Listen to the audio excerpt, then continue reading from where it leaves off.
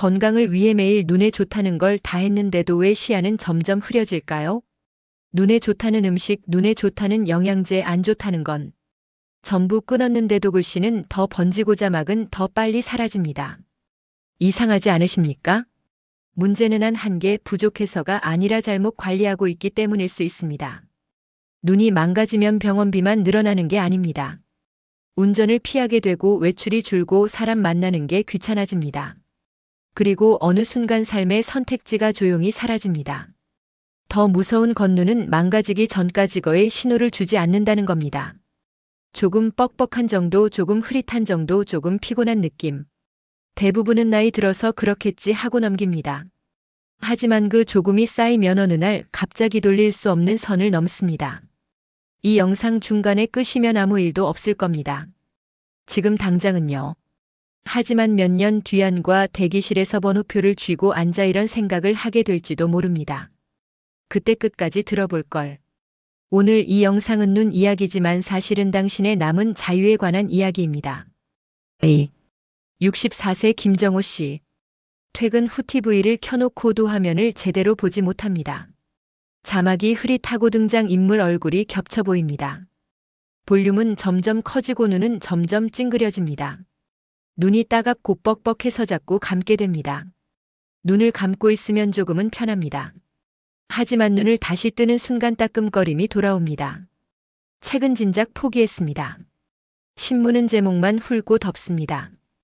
휴대폰은 글씨 크기를 최대로 키웠지만 그래도 오래 못 봅니다. 이제는 화면을 보는 대신 소리만 켜놓고 듣습니다. 눈이 건조해서 그렇겠지. 그렇게 생각했습니다. 그래서 인공 눈물을 넣습니다. 하루에 몇 번씩 넣습니다. 눈에 좋다는 차를 매일 끓여 마십니다. 영양제도 빠짐없이 챙깁니다. 루테인, 오메가3 눈에 좋다는 건 이름도 외울 정도입니다. 그런데 이상합니다. 관리하면 할수록 눈이 더 아픕니다. 아침보다 저녁이 더 힘들고 어제보다 오늘이 더 불편합니다. 눈을 쓰지 않아도 눈이 피곤합니다. 여기서 많은 분들이 같은 말을 합니다. 이제 나이가 있으니까요. 노안이죠, 뭐. 다들 그렇게 살아요. 그 말은 위로처럼 들리지만 사실은 생각을 멈추게 만드는 말입니다. 정말 그럴까요? 만약 이게 전부 노화 때문이라면 왜 어떤 사람은 같은 나이인데도 신문을 편하게 읽고 왜 어떤 사람은 70대가 넘어서도 자막을 또렷하게 볼까요? 왜 누군가는 안과를 자주 가고 누군가는 몇 년에 한 번도 안 갈까요? 이 차이는 유전일까요? 운일까요? 아닙니다. 이 질문에서 모든 답이 시작됩니다. 눈이 늙은 게 아니라 눈을 쓰는 방식이 이미 늙어버린 건 아닐까요? 이 질문을 끝까지 붙잡고 가셔야 오늘 영상의 진짜 의미가 보입니다. 많은 분들이 눈에 문제가 생기면 이렇게 생각합니다. 눈물이 부족해서 그렇다. 그래서 눈물이 나게 하려고 인공 눈물을 넣고 눈에 좋다는 걸 계속 더합니다. 하지만 여기서부터 생각이 조금 어긋납니다. 진짜 문제는 눈물의 양이 아니라 눈물의 상태입니다. 눈물은 단순한 물이 아닙니다. 눈물 위에는 아주 얇은 기름층이 덮여 있습니다. 이 기름층이 있어야는 표면이 금방 마르지 않고 자극을 막아줍니다. 문제는 이 기름을 만드는 통로가 아주 쉽게 막힌다는 겁니다. 눈을 자주 비비고 눈을 반만 깜빡이고 집중해서 화면을 오래 바라보면 눈꺼풀 가장자리에 있는 기름 통로가 조금씩 굽고 조금씩 막힙니다. 이때부터 이상한 일이 생깁니다. 눈물은 분명히 있는데 눈은 계속 마릅니다. 눈이 시리고 따갑고 시야가 흔들립니다. 글씨가 또렷하다가도 금방 흐려집니다. 이 상태가 오래되면 사람들은 이렇게 말합니다.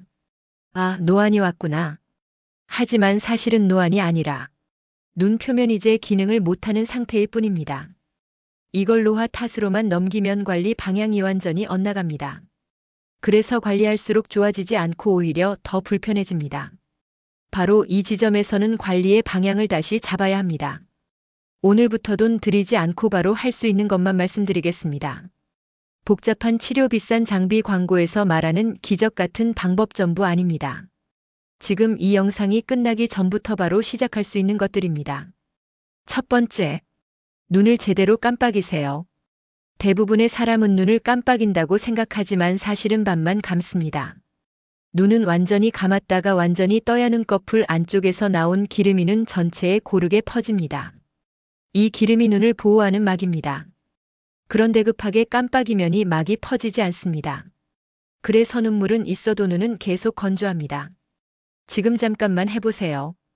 눈을 꾹 감았다가 천천히 뜹니다. 이걸 3초에서 4초에 한 번 의식적으로 반복합니다. 처음엔 어색하고 귀찮습니다. 하지만 이것만 바꿔도 눈의 피로는 분명히 줄어듭니다. 특히 TV 보실 때, 휴대폰 보실 때 의식적으로 해보세요. 두 번째, 따뜻하게 풀고 닦아라. 눈도 피부와 같습니다. 막힌 걸바로 넣어봤자 들어가지 않습니다. 먼저 풀어야 합니다. 아침이나 저녁 하루 2번이면 충분합니다. 따뜻한 수건을 눈 위에 올리고 가만히 3분. 이 3분 동안 눈꺼풀 안쪽에 기름 통로가 서서히 풀립니다.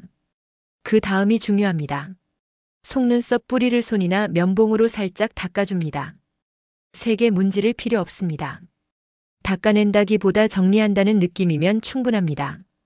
이 과정이 없으면 아무리 인공 눈물을 넣고 영양제를 먹어도 눈은 크게 좋아지지 않습니다. 세 번째, 인공 눈물 많이 말고 적당히. 인공 눈물은 약이 아닙니다. 보조입니다. 많이 넣는다고 더 좋아지지 않습니다. 오히려 눈이 스스로 보호하는 힘을 게을리하게 만듭니다. 하루 4번에서 6번, 한 번에 한 방울이면 충분합니다. 넣을 때도 급하게 넣지 마세요. 눈을 감고 잠깐 쉬게 해주는 게 중요합니다. 남았다고 아까워할 필요 없습니다. 개봉한 인공 눈물은 오래 쓰는 게 더 문제입니다. 눈은 생각보다 아주 예민한 기관입니다. 이 세 가지만 꾸준히 해도 대부분의 분들은 눈이 덜 피곤하다, 자막이 조금 편해졌다, 이런 변화를 먼저 느낍니다. 눈은 하루아침에 망가지지 않지만 하루아침에 좋아지지도 않습니다. 대신해준 만큼 반응합니다. 김정호 씨는 앞에서 말씀드린 이 습관을 딱 2주 동안 지켰습니다. 거창한 치료도 비싼 약도 아니었습니다. 눈을 조금 더 의식해서 쓰고 제대로 쉬게 해준 것뿐이었습니다. 2주가 지나자 책을 다시 집어들게 됐고 TV 화면도 예전보다 선명하게 느껴졌습니다. 자막을 보기 위해 눈을 찡그릴 필요가 줄어들었습니다. 무엇보다 달라진 건 눈이 아니라 하루였습니다. 눈 때문에 하루의 기분이 망가지지 않았고 눈 때문에 하고 싶은 일을 미루지 않게 됐습니다. 김정호 씨는 이렇게 말했습니다. 병을 고친 건 병원이 아니라 내 습관이었습니다. 이 말은 눈에만 해당되는 이야기가 아닙니다. 눈이 맑아지니 할 수 있는 일이 다시 늘어났습니다. 책을 읽고 사람을 만나고 밖으로 나갈 여유가 생겼습니다. 건강은 단순히 오래 사는 문제가 아닙니다. 건강은 돈이고 시간이고 삶의 자유입니다. 지금 눈을 어떻게 관리하느냐가 앞으로의 일상을 결정합니다. 오늘 이 영상이 여러분의 눈과 여러분의 하루를 조금 더 선명하게 만드는 계기가 되길 바랍니다. 오늘 꼭 기억하실 건 딱 3가지입니다. 첫째, 눈은 나이보다 습관입니다. 둘째, 관리의 핵심은 풀고 닦고 쉬게 하는 것입니다. 셋째, 작은 습관 하나가 큰 병원비를 막습니다. 눈은 한번 나빠지면 되돌리기 어렵습니다. 하지만 습관은 오늘부터 바꿀 수 있습니다. 이 영상이 여러분의 눈과 앞으로의 하루를 조금 더 편안하게 만들어주길 바랍니다. 영상 끝까지 들어주셔서 감사합니다. 여러분의 건강의 신이여 생활 플러스 가미력이나마 도움이 되기를 바랍니다.